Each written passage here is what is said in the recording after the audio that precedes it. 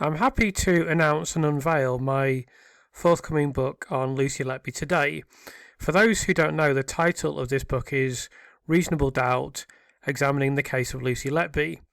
In this video I'm going to walk you through a few of the details, show you what will be the cover of the book, and explain how you can pre-order this title. The first thing to say is that the book will be released on Thursday the 9th of July 2026. I suppose in an ideal world it would come out a little bit quicker than that, but these things do take a little bit of time. We actually managed to turn this around pretty quickly once I'd signed a deal with a publisher. It's not completely inconceivable that this date could change, but all of the plans we're making now are with the intention of releasing the book on that date, and we don't expect this date to change, so you can expect this book to be available on the 9th of July this year. The publisher for this book is Bath Publishing, who are best known for publishing this book, Nick Wallace's book on the Post Office Inquiry. They've also published several other books in this legal field.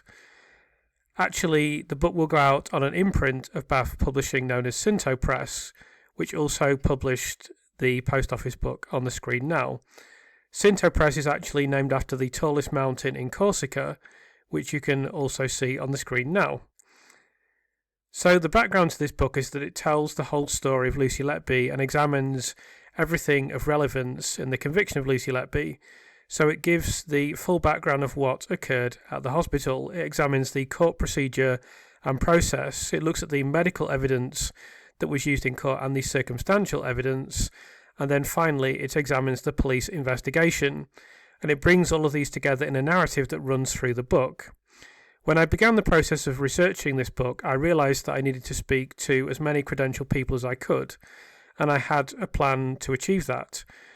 I must say that the plan has gone well beyond my expectation because I'm in contact with a lot of people now. You've seen several of these people already on the channel, experts and other credentialed individuals. I thought there was a good chance I could get a certain number of experts for the book, but I think the quantity and calibre that I've managed to get in contact with and speak with for the book has exceeded my expectations. And I must say that since I've started doing YouTube, there are many more people that I'm now in contact with that I could have included in the book as well. But there are over 65 people that I've interviewed for this book across multiple specialisms, many nurses, scientists, and other prominent figures. Some of them will be familiar to you from interviews on this channel, and then numerous experts have been held back for the book. So there's lots of new voices and names in there that you have not heard from previously, or at least not heard from previously on this channel. I think when you see the list of interviewees written down, it's really quite impressive. So I'm going to unveil the cover for the first time now, and there was quite a journey getting to this cover because initially I discussed this with the publisher and we wanted to find a way to not have Lucy's image on the front cover. Then when we spoke to a lot of people about this, we were told and advised that it would be extremely advisable if you're writing a book about Lucy Letby to have an image of Lucy Letby on the cover. Indeed, I remember someone telling me in the comments section for this channel that essentially I would be stupid not to have a cover with Lucy's image on it, despite how we kind of felt about this initially. So we ultimately relented and we explored a few different possibilities. The reality is that it's extremely difficult to get clearance for any other image of Lucy other than this one that is quite infamous by now.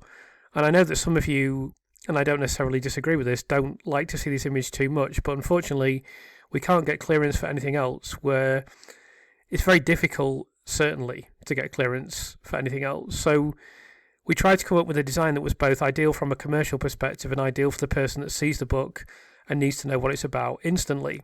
So we tried to design something that would satisfy that purpose while also at least trying to do something a little bit interesting with it. Hopefully people like the design. I showed it to quite a few friends and they all thought it was really good, so I'm happy with that. I must emphasise as well that this design is nothing to do with me. I'm not a cover designer.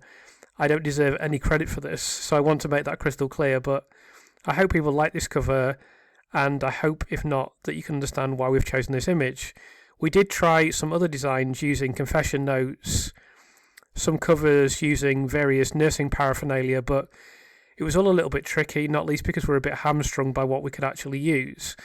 it either didn't have the impact or it was too obscure. And then there's always the consideration of things needing to be done in the right context. So as an example, if we used a needle, that could obviously have completely the wrong connotations. So after doing a little bit of exploration and examining a few options, we decided this was the best choice. And to be honest, having been advised by several experts and several credentialed people on the cover, they all said you need to have Lucy's image on the cover. So I think if someone's advising you and you don't listen, that's pretty stupid. So this was the cover that we ultimately arrived at. So you can see the preview page for the book here is live now on the Cinto Press website. I'm not going to read the blurb out. You can read that for yourself. It tells you a little bit about the book and a little bit about what I've done, and then there's a little bit about myself. As you can see, the publication's on the 9th of July, and then there is a limited edition pre-publication hardback, limited edition hardback that we're making available, and you can order this through the web or pre-order it through the website now and receive a discount on the recommended retail price. So that's something that you can do now if you want to do it. You can also order the paperback as well. But the pre-orders are available now. Obviously, it was helpful to me if you pre-order it, but I'll discuss this a little bit more as well with regard to what we're trying to achieve with the book. So pre-ordering the book is a kind of special offer that's available for followers of the channel, and of course anyone else who's following closely who would like to pre-order the hardback. As you can see, the book is already available for pre-order on Amazon as well. With regard to this, it's going to be very important for this book to be reviewed heavily on the mainstream platforms, most obviously Amazon. Clearly Amazon are the market leader, and that will be of enormous importance. It's a kind of social proof and an algorithmic trigger that will help the book become bigger and bigger. I'm obviously hopeful that it can become big anyway, but the early reviews within the first week of release are really important. Now, I know some people may want to order through the publisher, and that's absolutely fine, of course. And if you want to take advantage of this pre-order offer for the hardback kind of special edition, then that would be appreciated as well. Obviously, I would like you to do that. Some people have mentioned buying more than one copy. I would not ask for that, of course, but if anyone wanted to do that and leave a review and pre-order as well, then obviously that's up to you. All I can say is the reason I've written this book is to make it big. The way to make it big is to get reviews, and we need to get as many reviews as possible through the mainstream platforms, particularly Amazon. We'll thrust it more and more into a mainstream setting by doing this, essentially.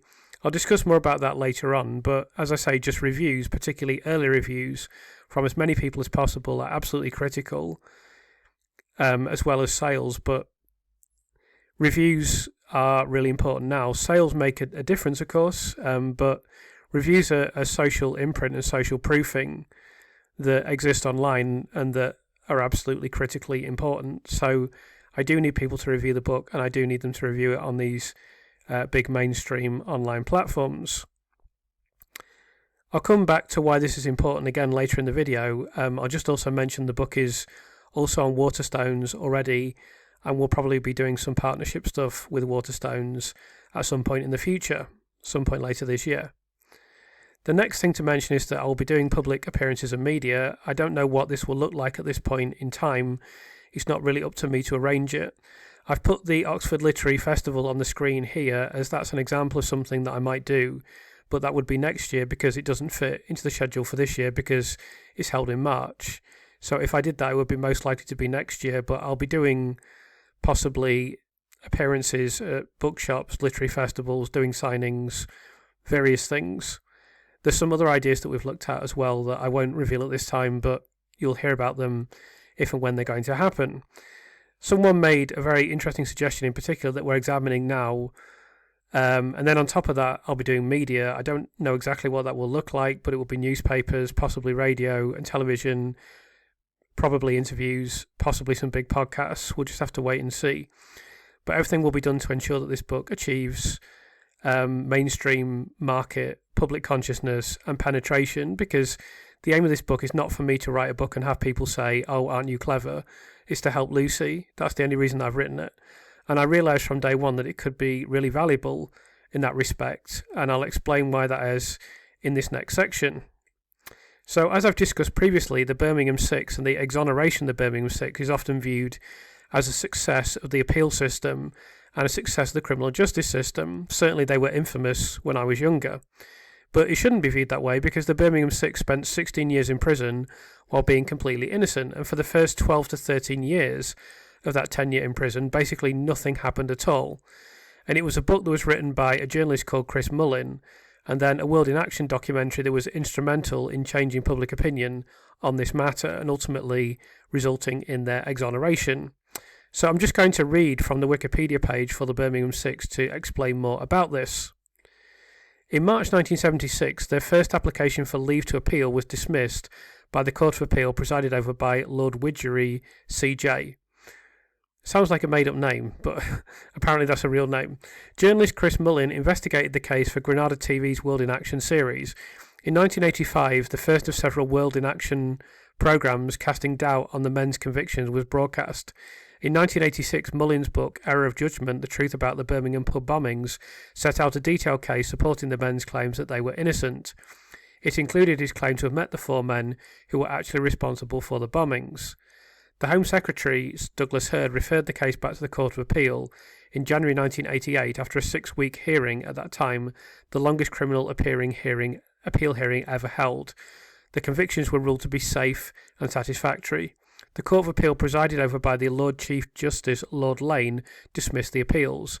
Over the next 3 years, newspaper articles, television documentaries and books brought forward new evidence to question the safety of the convictions.